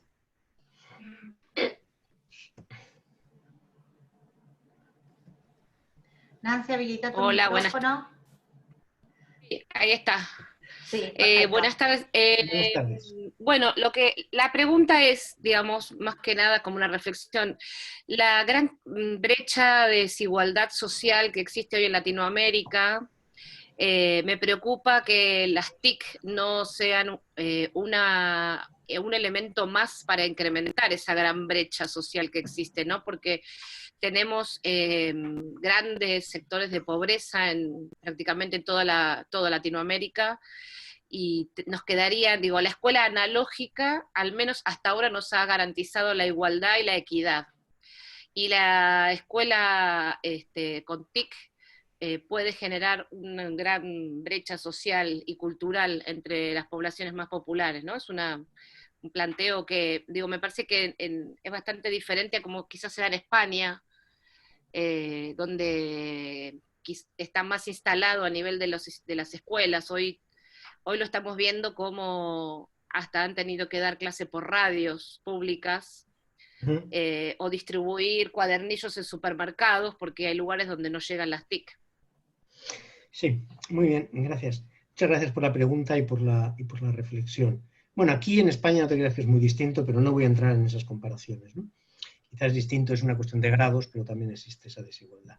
Claro, aquí el problema es que las TICs han venido para quedarse en la sociedad. Las TICs han venido para quedarse en la sociedad. Una persona que no está alfabetizada digitalmente tiene reducida su riqueza cultural, económica, laboral y personal enormemente. Esto no lo podemos negar. Esto es así, haga lo que haga la escuela. ¿Qué puede hacer la escuela por cambiar esto? Puede seguir de espaldas a las TICs o puede pensar que la única manera realmente de conseguir que estos niños y niñas que en su entorno sociofamiliar no tienen acceso a las TICs es a través de la escuela. Es digitalizando la escuela. Es haciendo que la escuela tenga espacios en los que eso sea posible y necesario. Ya sé que eso es un enorme desafío en sociedades tan desiguales, pero sociedades tan desiguales en las que precisamente en los entornos de ciertos espacios educativos eso ya se está produciendo y ya tienen ese acceso. Por lo tanto, lo que necesitamos es exigir una educación pública en la que la presencia de las tecnologías sea un elemento esencial para que aquellos alumnos más desfavorecidos puedan a través de las escuelas y de esos espacios acceder no solamente a esas tecnologías, sino a las formas de pensar que esas tecnologías permiten. Fíjense ustedes, en España lo que ha pasado claramente, que es lo mismo que usted está contando, es que ya ha dependido no solamente de que la familia, porque sí, es verdad que había tecnologías, pero inmediatamente se veía el problema de que había un ordenador en casa y los padres tenían que teletrabajar y los hijos tenían que teleestudiar y con ese ordenador no daba para todo el mundo. Entonces, se han distribuido recursos ahí donde se ha podido, se han dado... Pero el problema es un problema más profundo, no solamente se ha producido en este momento, hay que pensar que antes de esta crisis, cuando nuestros alumnos y alumnas salían de esa clase, de esa escuela analógica, unos iban al mundo digital a enriquecer su información, a acceder a otras formas de pensar, que no digo que sea el único al que hay que acceder, no se me entienda mal, no se me entienda mal, creo que es una parte, pero desde luego sin él estamos empobrecidos social y culturalmente. Espero haber respondido a su inquietud. Sí, Nacho, yo quisiera hacerte una pregunta en relación, aquí en este grupo hay muchos docentes universitarios y bueno, a ver, preguntarte cuál es tu experiencia, incluso algo a lo mejor más anecdótico, ¿no? De cómo se están resolviendo las clases y la virtualidad allí en España, precisamente en este mundo digital. En la universidad. Sí, en la universidad, claro. En fin. Como pueden. Bueno, vamos a ver, ¿cómo se están resolviendo las clases? Yo creo que hay un viejo dicho en este tema del uso de las tecnologías en educación, que es que muchas veces los docentes sentimos mucha prevención o miedo, y hay niveles ahí, prevención, y llega hasta el miedo, a incorporar las tecnologías porque tenemos miedo a que nos sustituyan. Bien, y hay un viejo dicho que dice: todo docente que pueda ser sustituido por una tecnología merece serlo. Yo creo que muchos docentes han intentado en este espacio que las tecnologías seguir haciendo la misma tipo de clases que hacían antes, pero a través de las tecnologías. Entonces ha habido mucho de esto que se llama ahora flipped learning, que es en realidad te grabas dando la clase, la subes, en lugar de darla en directo, la subes ahí a la plataforma que la universidad te ha dado, los alumnos la ven, luego haces unas pocas preguntas, donde se ha reflejado toda esta imposibilidad de mantener el mismo modelo en estos espacios digitales. Es ahora cuando estamos llegando en la Universidad Española a la evaluación. Entonces ha surgido el momento crítico de cómo evaluamos a nuestros alumnos cuando les ponemos una prueba y están en casa respondiendo a esa prueba delante de un ordenador con el acceso a toda la información que tienen. Entonces, por ejemplo, para que se hagan ustedes una idea, a nosotros en nuestra universidad nos ha dado una tecnología que consiste en que nosotros hagamos los exámenes a través de Moodle y entonces bloqueemos la pantalla del alumno. El alumno no puede cambiar de pantalla cuando está haciendo el examen. Claro, ¿y qué le impide estar con el celular o con otro computador al lado buscando información? La idea es, el alumno en todos esos espacios va a copiar. Va a estar copiando, va a estar buscando la información y nos la traslada ahí. El sistema de evaluación no se sostiene. Todo aquello que pueda ser googleado no debe ser evaluado. Esto debería ser una norma esencial. Pero en la escuela normal también, en la universidad normal también. Lo que pasa es que ahora se hace evidente que es absurdo hacerlo. Pero cuando tú al alumno le retiras todos los recursos, entonces Antes se habló de PISA. PISA tiene un rasgo muy importante. PISA evalúa competencias. ¿Y por qué evalúa competencias? Porque cuando los alumnos responden a las tareas tienen todo el material delante para responderlas. Nosotros con mucha frecuencia al alumno en una evaluación, en un examen, le retiramos todo el material y queremos que lo haya metido en su cabeza y nos lo devuelva. Ahora no podemos hacer eso. Y entonces está siendo muy distópico todo el tema de la evaluación. Así que la evaluación está reflejando muy bien que todavía vivimos en espacios en los que en gran medida se concibe la enseñanza como la transmisión de saberes a otros. Y en ese sentido, yo creo que habrá una gran variedad en los espacios universitarios. Pero te puedo asegurar que la gran preocupación en España, que probablemente tiene otra cultura académica, es la evaluación. Y es que los alumnos van a pasar de nivel sin el conocimiento adecuado, como si los sistemas anteriores los aseguraran. Esa es una de las grandes preocupaciones. Y luego el otro gran problema, que yo creo que es un problema real, es que trabajar con estas tecnologías obliga a individualizar mucho, a personalizar el trabajo con los alumnos. Tú ya no estás ante un gran grupo, sino estás entre alumnos individuales o grupos pequeños de alumnos que realizan tarea, y eso multiplica enormemente la tarea. Todos los docentes estamos diciendo, trabajamos mucho más que trabajamos. Esto significa que no podemos tener una universidad con grupos masificados y con gestión digital, porque no podemos personalizar o individualizar. Y hay otro problema, un problema económico, como era el anterior, de introducir las tecnologías digitales en las escuelas. Esa es otra realidad. Bien. Bueno, gracias, doctor Pozo. Tengo 4 personas, las voy a nombrar para que se queden tranquilos, que las tengo en lista. Está Sergio Giorgieri, El Salemo, que la pregunta... Y te congelaste, Ahora voy a hacer yo porque está teniendo problemas de micrófono, pero ya me la trasladó. Joaquín Moreno y Ana Puyol. ¿Sí? En ese orden, por ahora es lo que tengo en la lista. Y también se nos acaba de sumar la señora secretaria académica de la facultad, así que le damos también la bienvenida, porque al finalizar la conferencia del doctor Pozo celebraremos o tendremos un tiempo dedicado al aniversario de nuestra facultad. Sergio Giorgieri, por favor. Hola, sí, bueno, muchas gracias por la conferencia. Yo me quedé con sí tengo algunos interrogantes, como, por ejemplo, lo que antes se conocía como comprensión de texto, y donde ahí se evaluaba un poco también, y es lo que estoy notando también ahora, como que los alumnos no terminan es decir, no leen todos los textos o todo un texto y hacen ya conclusiones anticipadas. Es decir, leyendo la mitad o el principio de un texto y de ahí el resto ya se lo imaginan. Eso, ¿cómo sea digital o analógico, ¿no? ¿Cómo se puede encarar eso? ¿Se escuchó?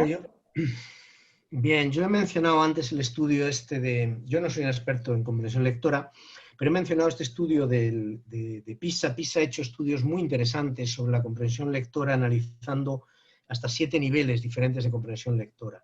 Yo creo que lo que está cambiando con la digitalización es que cada vez accedemos a información más fragmentaria. Es real que no solo a los alumnos, sino a todos nosotros nos cuesta cada vez más leer o trabajar con información de manera continuada, es decir, con textos largos, y esto se nos presenta todo como mucho en píldoras. Y tenemos que entrenar, tenemos que enseñar a los alumnos a enfrentarse no solamente a un texto, sino al diálogo entre textos, que es un poco lo que yo he anunciado, lo que he apuntado antes, ¿no? Yo creo que los problemas de comprensión lectora han existido siempre. De hecho, los estudios de PISA adultos muestran que los adultos, en todas nuestras sociedades, los adultos comprenden y leen peor que sus hijos, sus nietos y sus sobrinos, digamos. Es decir, generacionalmente ha disminuido en general ha aumentado, perdón, en general el nivel de comprensión lectora. El problema es que el nivel de exigencia es cada vez mayor. Acceden más alumnos a la universidad, a los niveles superiores, y antes los alumnos que no tenían esas capacidades de comprensión lectora eran excluidos antes y ahora no son excluidos. Pero entonces lo que tenemos que hacer es fomentar precisamente la lectura como un proceso no de repetir el contenido de los textos, sino precisamente de construir tu propia representación del texto y hacerlo dialogar con otros textos, ¿no? Y esto yo creo que es un trabajo que hay mucha investigación hecha al respecto y muy interesante, que muestra cómo estrategias que fomentan precisamente una lectura activa de textos para metas definidas en diversos ámbitos. No solamente estoy pensando en textos literarios, sino en textos científicos, textos artísticos, etcétera, etcétera, promueve ese enfoque. Otra cosa distinta es lo que les señalaba antes, que es posible que el carácter fragmentario, inmediato, etcétera, etcétera, del acceso a las tecnologías hace que sus entornos habituales, los alumnos tiendan a consumir la información de manera muy fragmentaria, muy superficial y poco profunda. Y eso es lo que tenemos que enseñarle en los contextos educativos. Bien, Muchas gracias. gracias, doctor Pozo. Teníamos ahí una pregunta de Lisa Lemos, que tenía que ver sobre todo con preguntarle cuál es su opinión sobre la formación en epistemología de los profesores, y me atrevo a pensar que estábamos hablando de todos los niveles, tanto del nivel obligatorio como del nivel superior. Digo, en el sentido de que se nombró sobre todo cuestiones vinculadas a los usos epistémicos o los roles epistemológicos de algunos saberes. Entonces, ¿esa sería la pregunta? Sí, ¿cuál es su opinión sobre la formación en epistemología de los docentes de niveles obligatorios y de la universidad? Antes he hecho mención a que todos, todos enseñamos valores aunque no nos demos cuenta. Todos también estamos aprendiendo, afrontando el acceso al conocimiento desde una epistemología dada, aunque no nos demos cuenta. Entonces yo creo que lo que hay que promover es precisamente esa reflexión epistemológica. Es muy probable que muchas personas accedan a la educación científica desde una práctica o de una experiencia, digamos, más positivista, más centrada en la idea de que hacer ciencia es hacer un experimento y comprobar que se produce un resultado y tienes que juntar los reactivos y hasta que no se produce el efecto que estás esperando no has conseguido realizar bien el experimento y lo vuelves a repetir hasta que consigas. Desde esa perspectiva muy positivista, si eso fuera así, lo que tenemos que hacer es fomentar una reflexión sobre la naturaleza epistemológica del conocimiento, sobre cómo surge el conocimiento y cómo generarlo.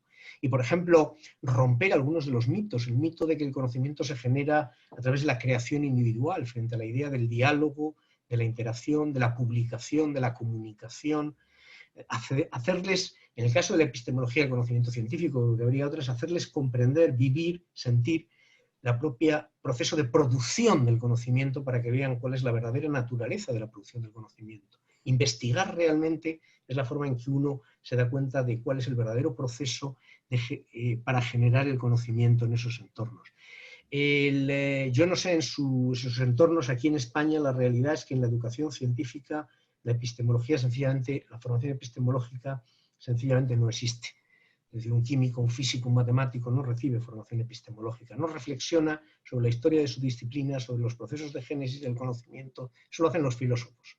Ellos aprenden a investigar, pero claro, aprenden a investigar desde una epistemología dada que se les entrega ya como algo cerrado, sobre lo que no piensan, no reflexionan y no pueden reconstruir.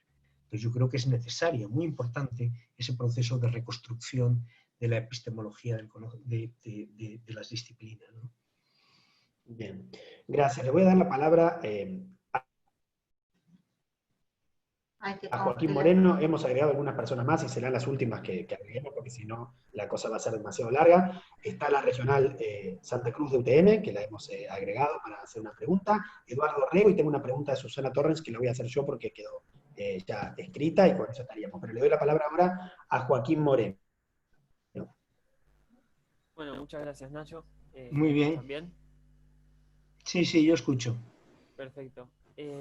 Mi pregunta era más por parte de una reflexión que le quería hacer, que es una cuestión de, yo soy alumno de la Facultad de Farmacia y Bioquímica, quería hacer mi reflexión desde el lado de que los alumnos también tienen esa fobia a dos cosas en particular, ¿no? El alumno muy generalmente tiene una fobia a trabajar en grupo, o sea, está muy generalizado el hecho de que a los alumnos no les agrada mucho el trabajo en grupo. Personalmente me ha pasado de que generalmente no me siento mucho más cómodo haciendo un trabajo individual.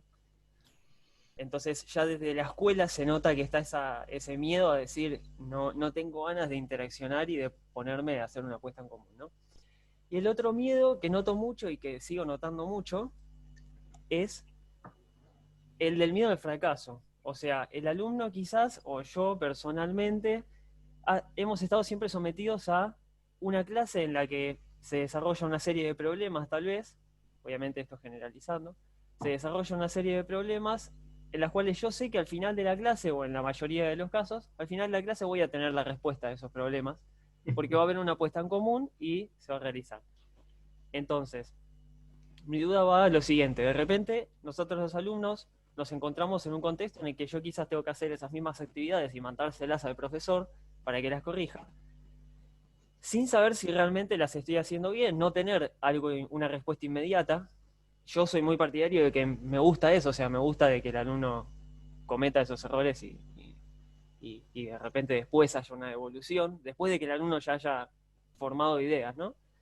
Entonces mi pregunta va más a si usted piensa que eso es algo también que se tiene que reforzar en cualquier tipo de educación, ya sea en una época virtual como esta o en una época presencial, el hecho de que el alumno tenga que aceptar el fracaso, porque quizás el alumno fracasa dentro del aula, pero cuando se va del aula ya tiene la respuesta. Quizás después la procesa en su casa o no, pero de repente nosotros nos encontramos con que yo quizás hago algo hoy y estoy una semana intentando hacer algo y estoy mucho más tiempo procesando esa duda. Muchas gracias. Muchas gracias, muy interesante tus cuestiones, que además yo creo que son un buen aire fresco de realismo de cómo se vive esto de la enseñanza y aprendizaje desde la perspectiva de los estudiantes y las estudiantes. Voy a comenzar por la última de las preguntas porque enlaza bastante, en mi opinión, la respuesta que voy a dar, enlaza bastante con la anterior sobre la epistemología. Yo creo que lo que has apuntado es enormemente importante, es decir, tenemos una cultura educativa en la que se aprende básicamente a reproducir o a repetir los aciertos que han tenido otros. Te he puesto el ejemplo antes del laboratorio, ibas al laboratorio a hacer una demostración y se trataba de que realizando ciertas acciones tenía que darse un producto determinado y hasta que no se daba no acababas el proceso. Frente a eso yo creo que tenemos que cultivar una educación basada en el error, precisamente, en la reconstrucción del error. Y eso es un principio fundamental de la epistemología de la ciencia. La ciencia, de hecho, es diseñar experimentos para equivocarse a propósito, para intentar demostrar que más allá de la teoría que nosotros tenemos, eso es erróneo, eso no funciona, ahí no van a suceder cosas, no van a suceder las cosas tal como uno espera. Ese proceso, entonces, por lo tanto, yo creo que el miedo al error tiene mucho que ver con cómo en la educación se ha valorado el error. Los errores siempre descuentan. Yo tenía un profesor que en la educación, ya no recuerdo que era si era primaria o secundaria, supongo que por lo que decía era secundaria, nos decía: al entrar a clase, al empezar el curso, todos ustedes tienen un 10, que es la nota máxima aquí en España, ¿no? Pero a medida que van trabajando en clase y van cometiendo errores, van restando de esa nota. Claro, desde esa cultura todo lo que yo hago invita a ser penalizado. Por lo tanto, el alumno en clase intenta callarse, no participar, no decir, no opinar, espera que le den la respuesta en lugar de buscarla. Una cultura educativa dirigida a cultivar la capacidad de resolver tus propios errores es en definitiva una cultura educativa centrada en el proceso y no en el producto. Lo importante es lo que tú haces para llegar ahí y no a lo que llegas, sino sobre todo cómo piensas, cómo buscas la información, cómo las relacionas. Y ahí los espacios, dialógicos, yo creo, digitales sí tienen un papel muy importante. Yo he insistido en ello. Las escuelas son espacios de certidumbre. Los espacios digitales son espacios de incertidumbre. No hay verdades nunca, por lo tanto nunca sé si eso es verdad. Tendré que buscar mi propia forma de validar esa información que llega para saber si es un bulo, si es relevante, si no lo es, ¿no? Y conecto esta respuesta con la primera pregunta que has hecho sobre el rechazo, más que el miedo, yo diría que es el rechazo a trabajar en grupo. Claro, si el aprendizaje está orientado a reproducir una respuesta, trabajar en grupo es inútil. Trabajar en grupo no es algo constructivo. En cambio, cuando uno tiene que explorar, buscar respuestas nuevas, superar errores, planificar, enfrentarse a verdaderos problemas, está muy demostrado que el trabajo en grupo, cuando lleva a la cooperación, favorece el aprendizaje. Para eso hay que cambiar los hábitos desde el principio. Para eso hay que entrenar a trabajar en grupo.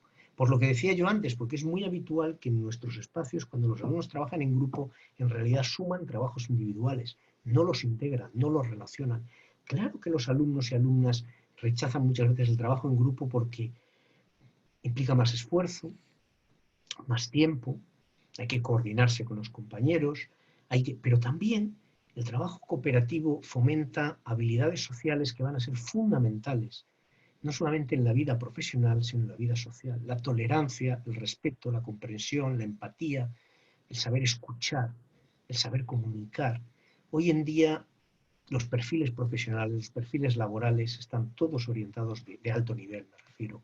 Los perfiles para la sociedad digital están todos orientados a una actividad cooperativa. No hay profesionales que trabajen, profesionales, digamos, en esos entornos que trabajen individualmente. Eso ya no queda. Y, por ejemplo, la profesión docente debería ser cada vez más una profesión en la que se coopere con otros y no se trabaje individualmente. Bien, gracias, doctor. Y qué interesante, porque de la pregunta de uno de nuestros estudiantes en la facultad, ahora pasamos a la pregunta de una profesora titular, lo que da cuenta de que está representado toda la comunidad de la Facultad de Farmacia y Bioquímica. Le doy la palabra entonces a la doctora Ana Puyo.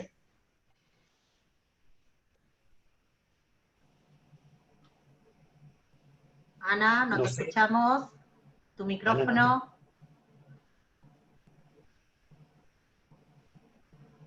Bueno, Ahí está con el micrófono silenciado la doctora. Activa tu micrófono, Ana.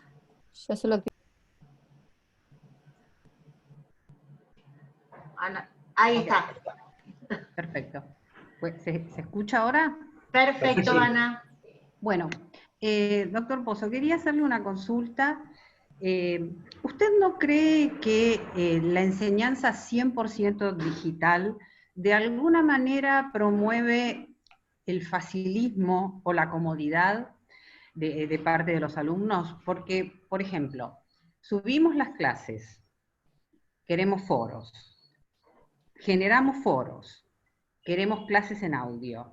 O sea, cada vez es como que exigen más del docente y quieren brindar menos de parte de ellos. Eso es lo que estoy notando hasta el momento en lo que es la educación, en lo que es la enseñanza-aprendizaje 100% digital.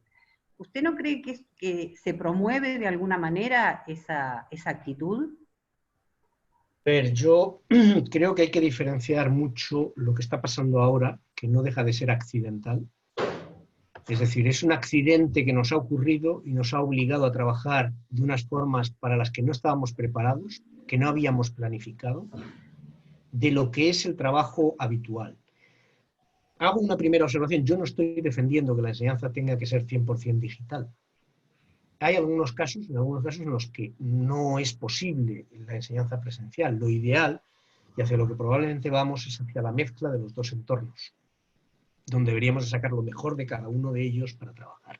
Dicho eso, bueno, depende de cómo se organice la enseñanza digital. Cuando, digamos, la enseñanza tradicional, perdón por la palabra, es una enseñanza esencialmente unidireccional, en la que el docente o la docente, y un poco nos lo ha reflejado el alumno anterior, llega a clase, presenta algo, plantea un problema, pero al final va a dar la respuesta, y el alumno está esperando la respuesta que le van a dar.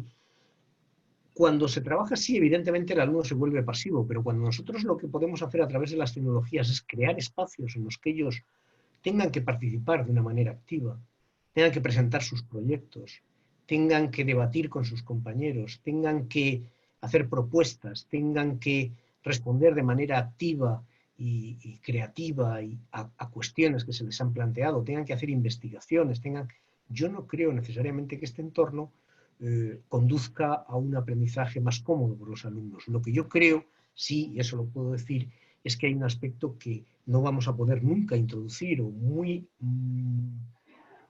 pobremente vamos a introducir en estos espacios, que son precisamente los espacios que tienen que ver con la relación social, la emoción y el contacto interpersonal. Ese es el gran déficit de esos espacios. Pero en cuanto al elemento de diálogo entre conocimiento, yo creo que estas tecnologías facilitan mucho eso, siempre y cuando nosotros planifiquemos tareas que exigen de los alumnos una verdadera contribución activa, un compromiso. Por ejemplo, trabajar por proyectos.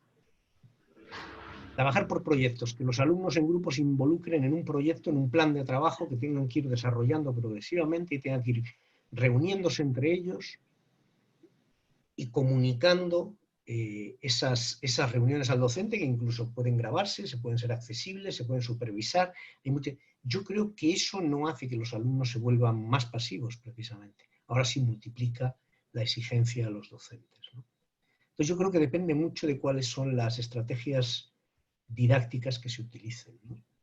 Las estrategias didácticas que se utilicen. Para ellos, claro, si yo, en lugar de tener que estar en clase, donde yo de pronto les puedo hacer una pregunta e interpelarles, y yo grabo la clase y la ven cuando quieren y responden a 3 preguntas, bueno, pues sí, les puede resultar mucho más cómodo, pero si yo realmente diseño espacios de interacción en los que les exijo, digamos, un trabajo proactivo orientado a determinadas metas, no necesariamente va a ser más relajado para ellos, ¿no?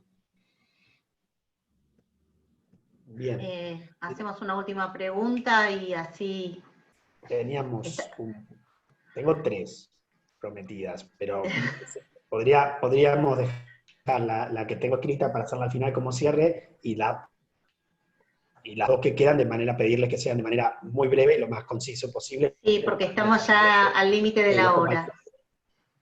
Sí, los compañeros de Santa Cruz, Facultad Regional de Santa Cruz de UTN, que están conectados, no sé si quieren tomar la palabra.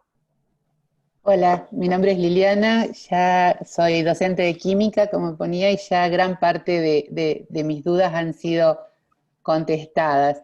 Digamos, lo que planteaba es que nosotros, desde el área de la química fundamentalmente, le damos una gran importancia al trabajo en laboratorio, y decimos un poco que muchas de esas, digamos, se aprende haciendo en el laboratorio, cosas que salen bien y cosas que salen mal, y sobre esa reflexión construir el conocimiento con el alumno.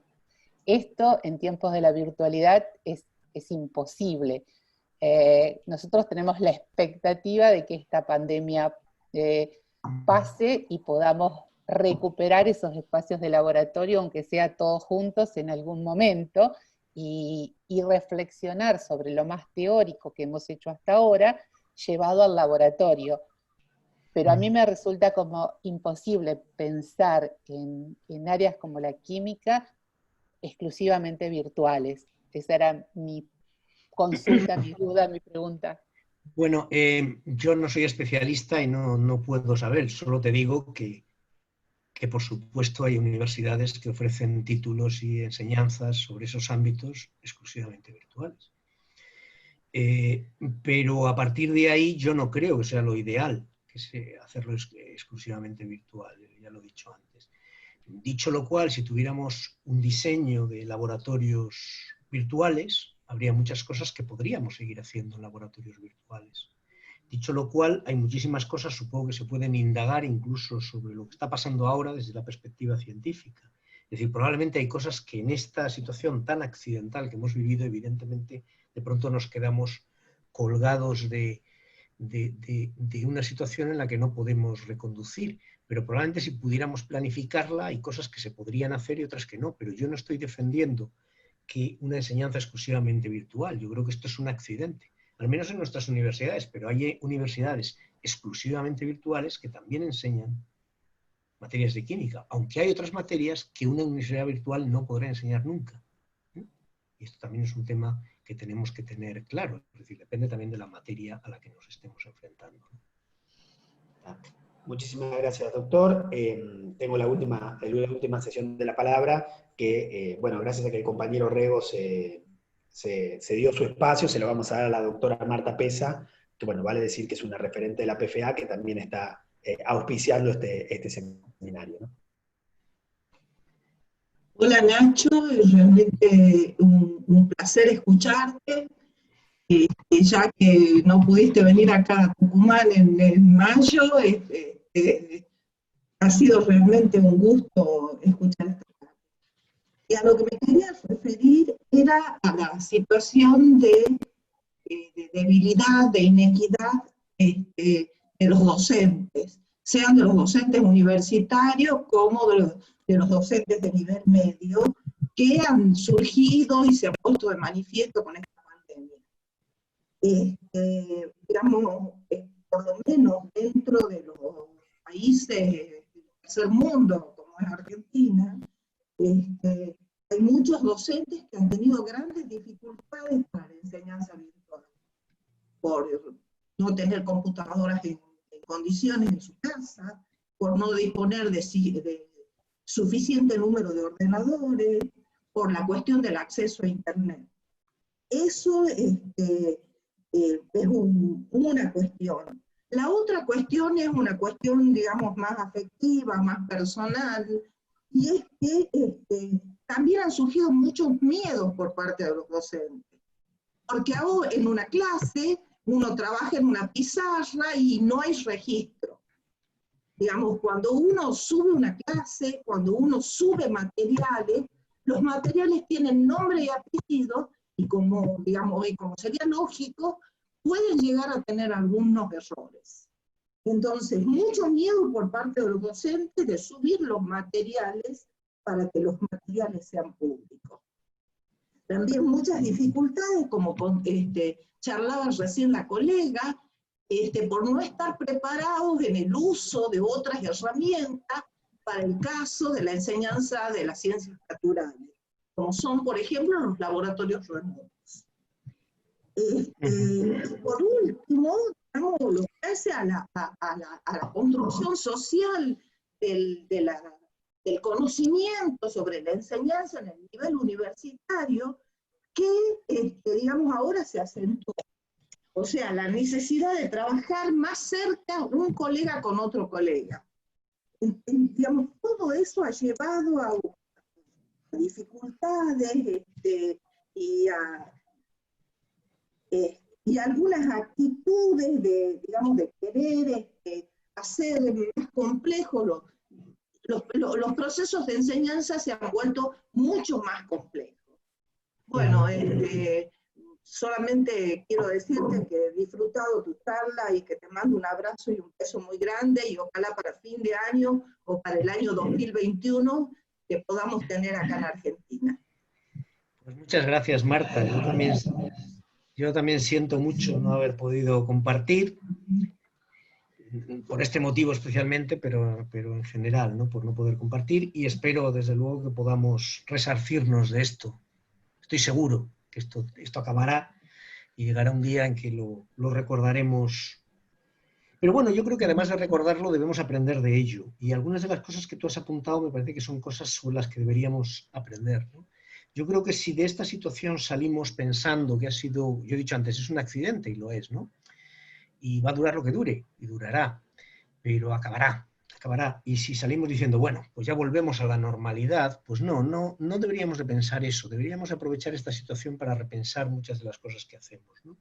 Y por ejemplo, tú has apuntado varias, que yo creo que son muy importantes, en las que yo no puedo añadir mucho más. Es decir, es evidente que la desigualdad afecta especialmente a los estudiantes, pero también afecta a los docentes, no solamente por lo que has dicho, sino porque muchos docentes de pronto se han visto con grupos muy numerosos, teniendo que afrontar tareas enormemente costosas, y la universidad tiene que replantearse el tamaño de los grupos docentes, tiene que hacer muchísimas cosas si quiere creer en este modelo de una enseñanza mixta, mitad virtual, mitad presencial, como el que nos anuncian a nosotros ya para el curso este que empieza en septiembre, pues estamos terminando ya nos dicen que todo el próximo curso va a ser así, que todo el próximo curso va a ser mitad presencial, mitad virtual, porque los grupos van a ser mucho más pequeños en el aula, por la distancia social, por todas estas cosas.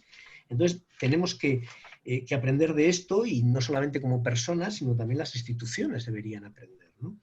Hay un tema que has apuntado que es muy, muy interesante también. Antes este alumno, que siento no recordar el nombre, que se ha conectado, ha preguntado, hablaba del miedo al error de los alumnos, y ahora tú hablas del miedo al error de los docentes, ¿no? Vivimos atrapados en la cultura del miedo al error, y deberíamos de pensar qué entendemos por miedo al error y cómo afrontamos este tipo de situaciones, ¿no? Y qué es lo que valoramos realmente en nuestros espacios, y qué importancia tienen esos errores en el contexto de otros valores del conocimiento, ¿no? En el sentido que es evidente que uno no debe transmitir a sus alumnos información o conocimiento erróneo, pero sí lo que puede hacer es ayudarles a delimitar el valor de diversos tipos de conocimiento, y no necesariamente, cuando pensamos en el miedo al error, es que damos por supuesto que todo el conocimiento que damos es verdadero, porque no es erróneo. Y esto es más, tendría muchos más grises en medio, ¿no? Bien, y el tema de la colaboración, yo creo que es otro de los temas de los que tenemos que aprender. Si algo nos hemos dado cuenta también en esta situación a la que nos ha abocado esta crisis, es que muchos de nosotros nos hemos quedado solos ante el peligro. Solos porque no tenemos compañeros o compañeras que nos puedan apoyar, solos porque no tenemos recursos y tenemos que inventarnos de la nada, solos porque la institución muchas veces tampoco nos apoya demasiado, tampoco tiene recursos o respuestas y a veces va por detrás de las demandas que hay. Entonces deberíamos empezar a pensar que esto de enseñar es también crear equipos docentes con bancos de recursos, ¿no? Que podemos ir utilizando de manera flexible y nos puedan servir. Y las propias instituciones deberían de fomentar estos bancos de recursos. Nosotros hemos hecho una actividad dentro de la Facultad de Psicología para que aquellos alumnos y alumnas que estaban realizando su practicum profesional en instituciones educativas pudieran seguir desarrollando sus prácticas, que ha consistido en crear un programa de voluntariado, de apoyo, asesoramiento psicopedagógico a profesores de diversos niveles, madres y padres y alumnos y alumnas. Y para preparar esto hemos tenido que buscar esos recursos. Y hemos dedicado 2 semanas enloquecidas a buscar recursos en todas partes. Y hemos encontrado muchísimos recursos que estaban dispersos, pero que no están organizados, estructurados, para que los docentes los puedan utilizar cuando los necesitan, en lugar de tenérselos que inventar, que es un esfuerzo colosal, ¿no? Así que estoy totalmente de acuerdo. Es de las cosas que creo que deberíamos de sacar de esta herida, deberíamos de sacar lecciones que nos ayudaran a transformarnos como docentes también. Pero también tienen que transformar nuestras instituciones, si no, mal vamos a ir. Bueno, muchas gracias, doctor. Quedaba una pregunta más, pero fue respondida en parte, que era la pregunta de Susana Torrens, que iba en el mismo sentido, con qué pasaba después de todo lo que estamos viviendo, así que un poco ahora fue respondida también. Así que agradecerle, de contarle que la participación se ha mantenido siempre en el límite de la sala a lo largo de toda la conferencia, con gente esperándonos en la sala de espera para entrar, así que a medida que se abría algún lugar los íbamos invitando, y que ha habido un interesantísimo hilo de conversación paralelo generado en el chat, que bueno, nosotros no pudimos estar ahí participando, pero que un montón de profesores extienden sus felicitaciones, su agradecimiento, y fueron conversando a lo largo de toda la reunión sobre las distintas cosas que iban surgiendo. Muchísimas gracias, Gabriela. Bueno, agradecerte, Nacho, agradecerle a todos por la participación. Al principio, con toda esta vorágine, ¿no? de abrir el chat y que estemos todos adentro, a lo mejor uno se olvida de agradecer y de expresar algunas ideas que habíamos preparado. Por ejemplo, le quería comentar a todos, a los que no son de la facultad, que en esta fecha se está cumpliendo años nuestra querida facultad, y queríamos aprovechar esta actividad a modo de celebración, ¿no? No sé si Laura está presente. Laura, no sé si está, nuestra secretaria académica, como para ella es, digamos que estas actividades del Centro de Investigación y Apoyo a la Educación Científica de la Facultad de Farmacia y Bioquímica de la Universidad de Buenos Aires.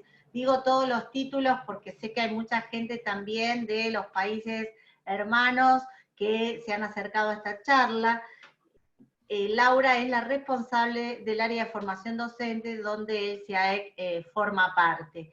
Y desde nuestro centro queremos apoyarlos, queremos brindarles información, preguntas, ayudarlos a transitar, ¿no? estos nuevos tiempos de coronavirus, de incertidumbres, estos nuevos futuros.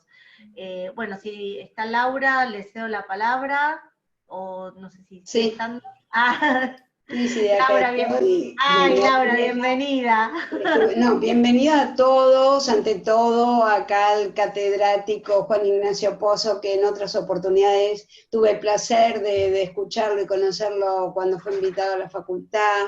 Excelente, yo me adherí un poco más tarde porque no paramos de tener teletrabajo de Secretaría Académica desde la casa de cada uno.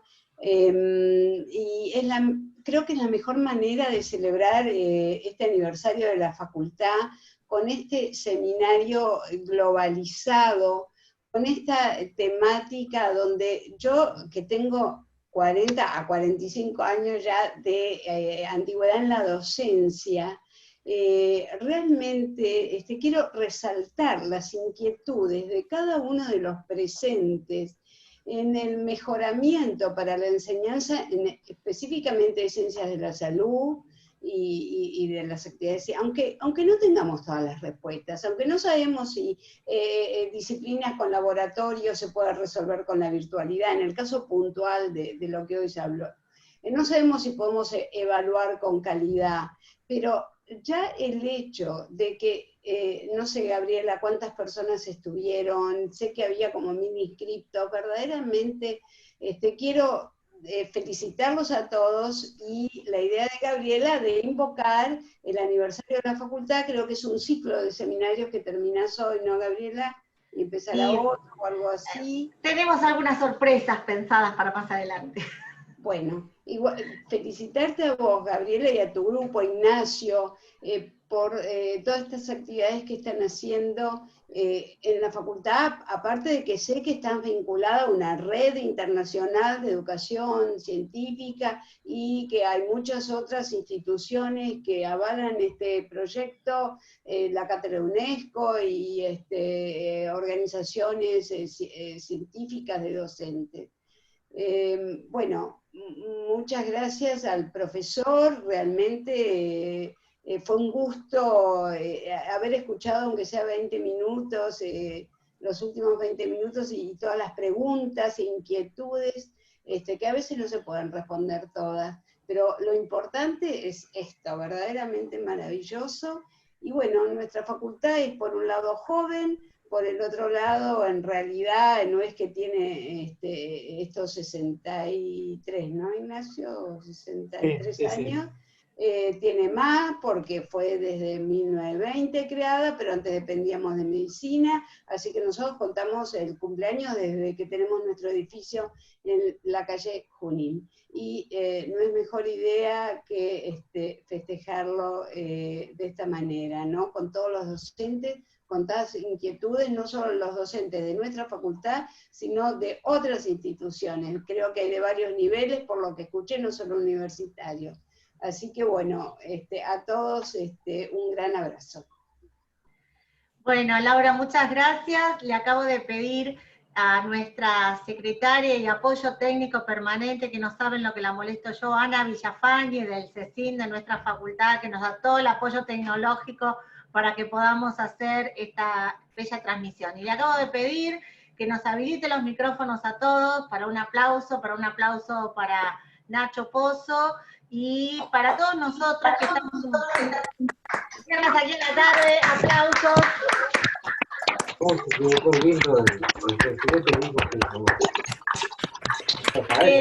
Parezca más presencial.